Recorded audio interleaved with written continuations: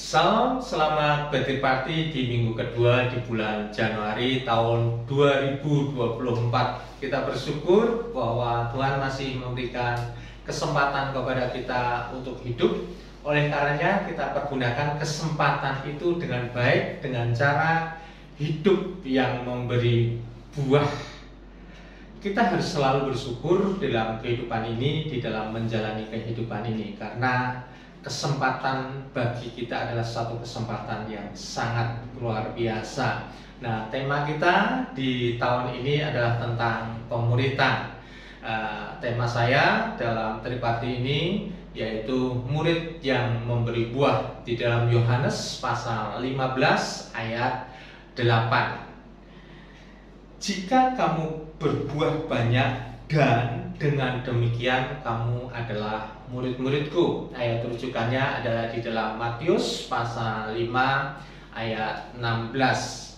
Kita sebagai orang percaya, kita pernah dimuridkan, dan ketika kita dimuridkan tentu kita mendengar apa yang diajarkan oleh guru kita melihat apa yang dilakukan oleh guru kita, dan selanjutnya kita sebagai seorang murid kita mempraktekkan apa yang kita dengar, apa yang kita lihat, dan selanjutnya guru tetap memonitor dalam kehidupan kita, dia melihat apa yang dilakukan.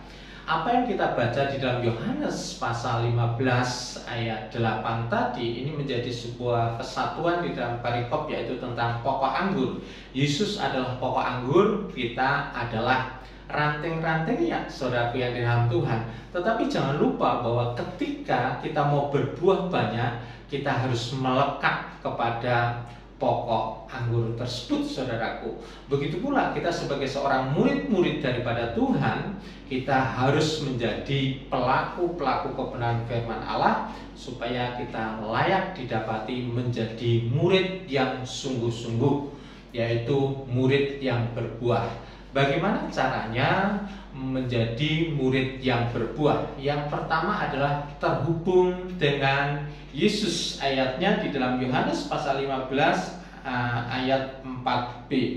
Hidup kita senantiasa terhubung dengan Yesus lewat apa?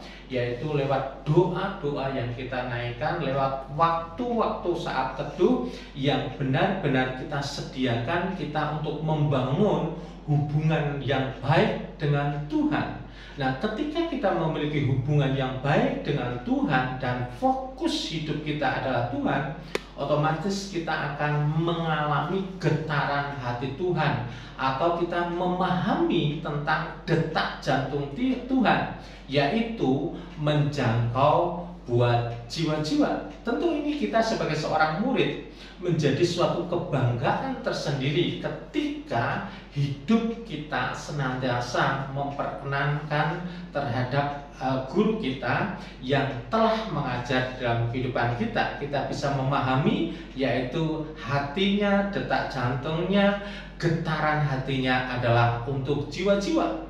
Yang kedua adalah sadar akan kualitas hidup sebagai murid Yesus di dalam Yohanes pasal 15 ayat 8, saudaraku. Nah, ketika kita menjadi seorang murid dan murid itu berbuah, artinya dari pribadi murid itu ada sesuatu yang dilihat secara nyata dan itu berdampak bagi orang lain, saudaraku yang dikasihi oleh Tuhan. Dan ketika hal itu terjadi dalam kehidupan sebagai seorang murid, saudaraku, hidup kita senantiasa apa? Mempermuliakan Bapa, saudaraku. Wow, ini sangat yang luar biasa. Nah, kualitas hidup itu akan nampak di dalam seorang murid dan bisa dilihat oleh orang lain di dalam kehidupannya. Sebagai contoh adalah dia tidak egois, tidak mementingkan diri sendiri. Dia tetap komitmen menjadi seorang murid, saudaraku.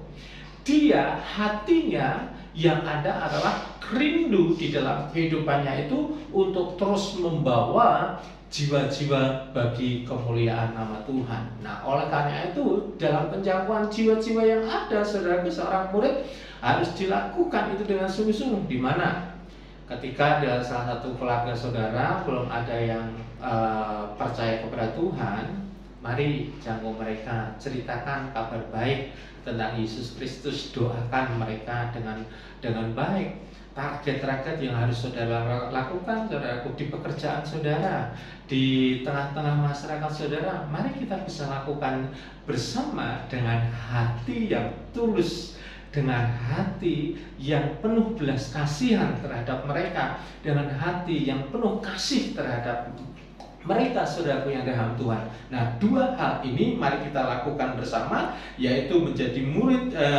yang berbuah, hidupnya harus tetap terhubung. Yang kedua adalah sadar akan kualitas sebagai seorang murid Yesus.